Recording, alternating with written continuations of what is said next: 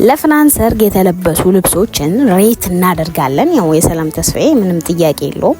ሸፈንፈን ብላ ነፃነቷን አውጃነስ በቃ ስታብድ ስትደንስ ነበር።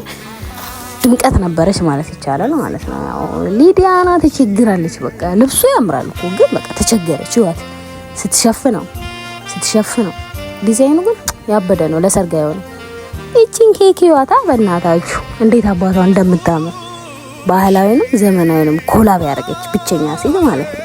በቃ የሚያምር ጥለት ያደረገችው የኔን ደርባባ ደግሞ ሹፏት አታምርም? በስመ አብ በቃ ሰው የሚያምርበትን ሲለብስ እንደዚህ ነው። በቃ የሚያምርበትን ስትለብስ እንደዚህ ነው። ስትለብሽ እንደዚህ ነው። እሺ ወደ ሙሽሮቹ እንሂድ። ሙሽሮቹ የሚተዋወቁት ድሮ ነው። ዩት ይሄ ፎቶ ስታይል እቺ ሰልፊ እንትን ቢ16 ምናምን ነበር መሰለኝ።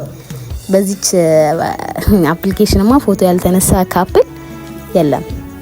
እዩት በቃ ዲኮሩ እናቴ ወደ 2 ሚሊዮን የፈጀው አሉ ነው የኔ አሉ ባልታ ይሆናል። አልተጣራም እንዳታወሩ ዝም በሉ እሺ። በሲክስ ሚዜዎቹ ደስ አይሉም? በስመ አብ እንዴት ነው ይወዛወዛሉ፣ አይቀመጡም። አለባበሳቸው ኩል ናቸው። በቃ ያበደ ነው። እና ደግሞ እኔንም ሳትረሱ ሰብስክራይብ አድርጉ፣ ላይክ አድርጉ። እውነት ጀማሪ ነኝ በዚህ ላይ ለፍቻለሁ አይገልጾም። ቢያንስ እስኪ በዩቲዩብ ይለፍልኝ ላይክ ምናምን እያደረጋችሁ እና ደግሞ ቬሎዋንት 1 ሚሊዮን ብር ያልኩት ስሰክስ ነው ሊሆን ይላልፍ ይችላል እንጂ አያንስም። በእርግጠኝነት አሳምረዋለች እኮ ወገን ቬሎውን። ያው ብዙም ሳናካብድ ሙሽራው ምንም አይልም። ያው ግን የኢትዮጵያ ወንዶች አይዟችሁ መጽናናቱን እንመኝላችኋለን።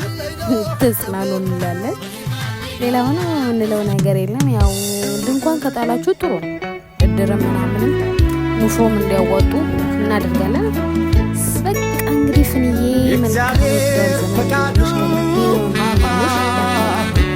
ለዚህ